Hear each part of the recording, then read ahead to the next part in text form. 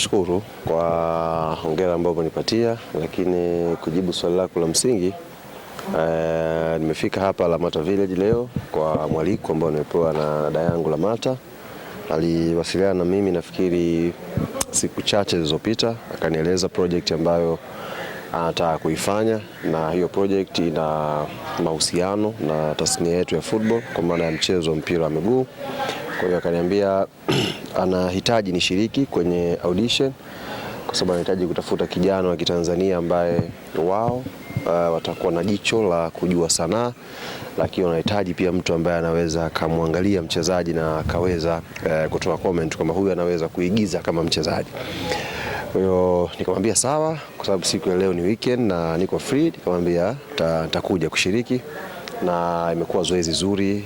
Nimpongeze kwanza Lamata na kampuni yao kwa ujumla, wamekuwa well organized. Muda ambao walipangwa lianze hii zoezi limeanza kwa wakati. Kila kitu kinakwenda vizuri so far. Nimpongeze pia washiriki wote ambao wamekuja. Anaweza akatafuta mshindi mmoja, watafuta washindi wawili, lakini idadi ya washiriki zaidi ya 500 ambao wamekuja, tafsiri yake ni kwamba kuna vijana wengi wenye vipaji na wana ndoto za kutimiza. Kwa hiyo niwapongeze wote, na zoezi bado laendelea, na naamini kwa vichwa ambavyo viko hapo kwenye mambo ya maigizo, kwa maana ya Jacob Steven yuko hapo, yuko Lamata mwenyewe hapo, yuko dadangu nani huyu bwana Godliver, yes. Hao watu ukiwatazama ni watu ambao wanajua vizuri sanaa ya maigizo, kwa hiyo hawawezi kuchagua mtu ambaye yuko below standard ambazo wanataka kuzifikia. Lakini kwenye football niko mimi hapo, yuko na Baraka Alison Mpenja.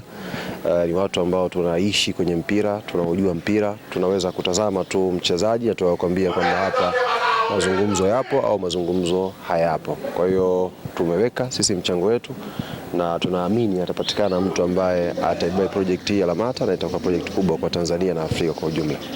Na ni kitu gani ambacho kimekuvutia kwa vipaji ambavyo umeviona wakati unaendelea kujudge? Kwa maana uko ukiangalia sana kwenye football, kuna watu ambao wamekuvutia kuona kwamba standard yao labda miaka ya huko mbele wakikua wanaweza kutezea kwenye kikosi cha Dar es Salaam Young Africa?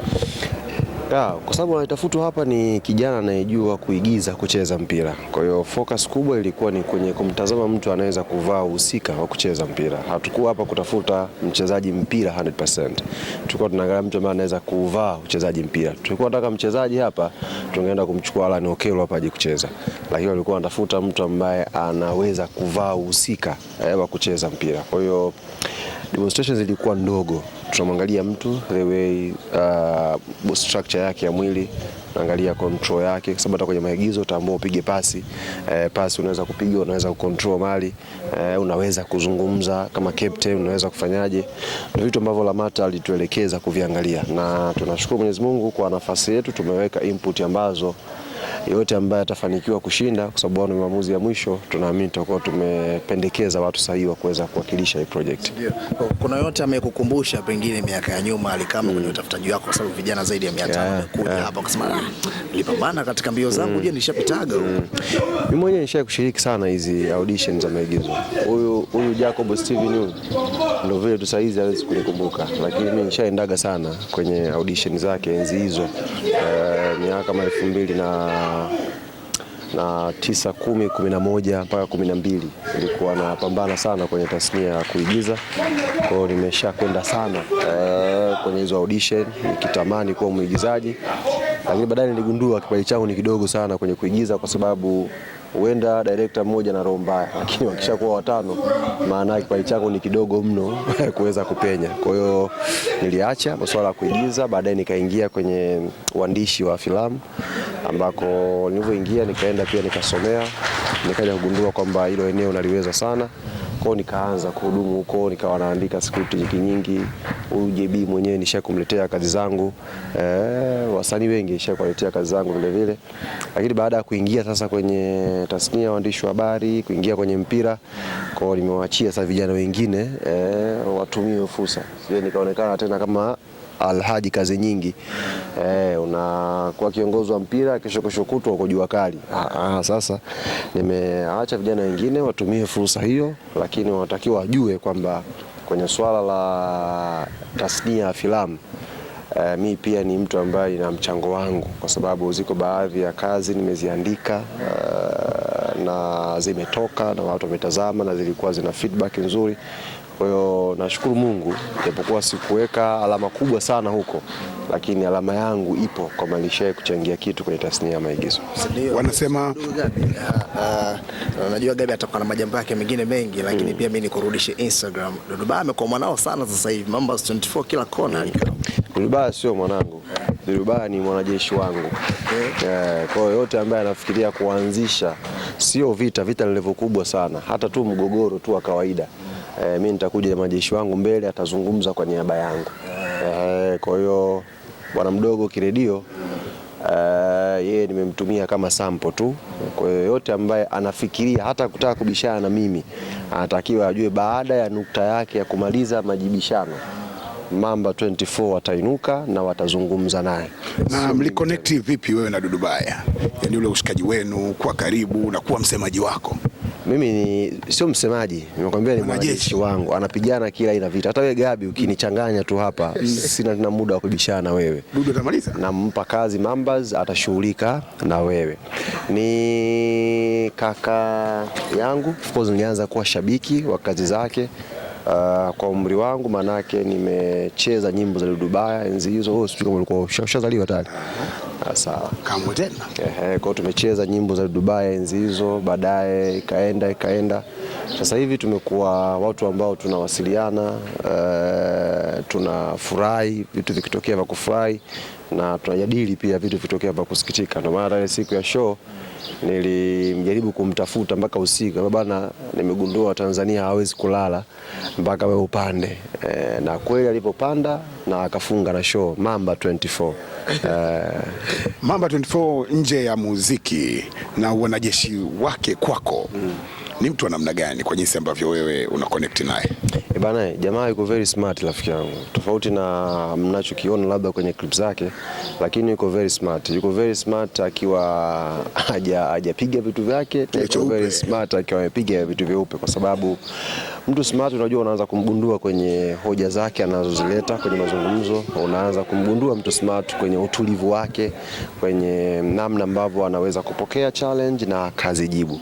Kwa mfano kilichotokea juzi kwenye tamasha lile la miaka 30 ya Bongo Flava, unapima smartness ya Dudu Baya the way alivyo react baada ya lile jambo. Mtu mwingine angejaribu kupotea kufanyaje, lakini alionyesha courage ya kuja mbele na akaeleza, sio kwa ajili ya kunini, aka clarify kilichotokea. Sasa kuamini ni sisi ambao tumeambiwa, kutokuamini sisi pia, lakini yeye ka play part yake ya ku clarify kwa nini jambo lile lilitokea. Kwa hiyo he's so smart, sio mtu ambaye unaweza ukamwambia leo jambo akasahau. Lakini on top of that, jambo kubwa ambalo yuko nayo, he is very loyal kwa watu wake.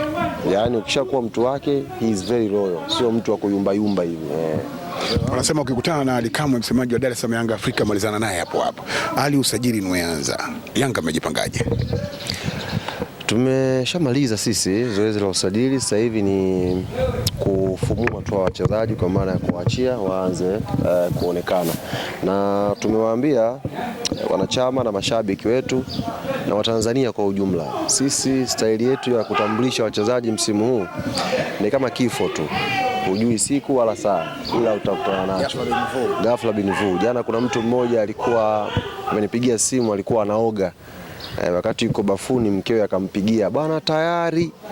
Maana yake sasa hivi tunatokea tu kama kifo, ghafla bin vu, tumeshaweka mashine juu. Kwa hiyo tumemtambulisha Issa Abushiri Chuga, ni wa kwanza katika wengi ambao tuko nao, na tutaendelea kuwatambulisha kadri muda ambavyo utaturuhusu.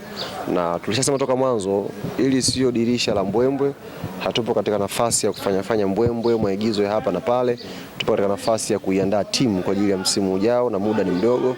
Kwa hiyo players wote tutawatambulisha, very simple, quality, standard ya juu ya creativity, lakini haitakuwa kwa mbwembwe zile sijui tusubiri saa ngapi. Sisi muda utakavyoruhusu tutawatambulisha. Habari nyingine ya kuambia, leo tupata nafasi ya kukutana, technical bench yetu imeshaingia nchini tayari, na kesho tutazungumza nao, lakini nilimwomba kocha before ya vitu vyote nikate kwanza kile kiu ambacho mko nacho. Tutafanya mkutano wa waandishi wa habari wakati tunaelekea kwenye uzinduzi wa tamasha letu la wiki wananchi. Kocha atakuja na sio yeye tu, atakuja na wasaidizi wake, waandishi muweze kuwafahamu. One of the assistant ambaye yupo kwenye technical bench ya Yanga ni miongoni mwa wachezaji wakubwa sana duniani. Kama ulifuatilia mwaka 2010 goli ambalo alifunga Shabalala, ile goli dhidi ya ilikuwa ni Mexico Yes, assist ya lile goli aliyetoa ile assist sasa hivi ni mtendaji wa klabu yetu ya Yanga. Kwa hiyo kuna story nyingi ambazo naamini waandishi wangetamani kuzipata. Kwa hiyo nitaandaa super press conference moja nzuri, mje tumalizae na makocha afu tuwape nafasi sasa waende wakaiandae timu kwa ajili ya msimu ujao. Ngoma mnaiti washajua kumtamka. Wewe mwenyewe umekosea. Tamka vipi? Mwenyewe sijui. Tutajitahidi walikao. Ndio maana nikasema atakuja na siku ya press atakuja pale na ubao na chaki. Tutajua tu. Tutajua tu. Alikab, kwa faida ya mashabiki wa Dar es Salaam Yanga Afrika wenye kiu na kujua hali ya Pacome anaendeleaje kwa sasa? Pacome anaendelea vizuri na hapa tutaongea naye muda sio mrefu. Kuna dogo alikuja hapa akasema yeye anamkubali sana Pacome. Nikampigia simu hapa nikamonyesha mtoto. Kwa hiyo he's good. He's good kwa maana ya ameanza kupatiwa hayo matibabu na anaendelea vizuri. Tumeanza kumwambia anaendelea vizuri, kwa hiyo kashapona? Hapana. Bado jeraha lake ni kubwa, ashafanywa operation na operation itachukua muda. Tunasema he is good kwa sababu condition yake, tabasamu lake la kuonyesha ni mtu ambaye yupo kwenye situation nzuri. Wengine wanafanywa operation kubwa kama hizo wanapotea kabisa, wanakuwa hata ile utulivu tu wa kifikra hawana. Lakini yeye yuko very cool, ana communicate, ana nini fresh kabisa. Tumalize na neno moja kwa Lamata. Nimshukuru sana Lamata kwa kuniona katika kundi kubwa la wadau wa soka kwamba anaweza kuja kuwa na mchango kwenye project yake, na ni project ambayo ina theme ya michuano ya AFCON ambayo itafanyika mwakani katika moja ya nchi ambazo zitaandaa michuano hiyo. Kwa hiyo nimshukuru sana kwa nafasi hii na naamini mwanzo wa tukio hili nitaendelea kuwa naye karibu. Unajua uzuri Lamata ni kijiji. Kwa hiyo kishakuwa kijiji kila mtu anachagua engo yake. Mimi kuna engo zangu nimeziona fit kabisa. Niambie. Nimeziona engo zangu Lamata Village na fit. Yaani anaweza asinione kama mwigizaji lakini mimi kuna eneo langu nimeliona ambalo naweza kufit kwenye kijiji hichi kabisa kaka. Kwa macho ya kawaida au kwa mawani? Kwa macho ya kawaida, nitulia vizuri nikaangalia vizuri kijiji cha Lamata kilivyopendeza. Nikasema mimi kuna nafasi nitakuwa nikae hapa. Sasa mimi kumalizia kabisa, itakukatisha tamaa kuendelea kusupport watu kwa mfumo wako wa kulike kama alipopost Kiredio? Ameshalizungumzia hilo Mamba 24. Siwezi kutia neno tena. Mwanajeshi kashasema. Ali bwana, tukutakie siku njema. Shukrani sana. Asante sana kwa time yako. Asante sana.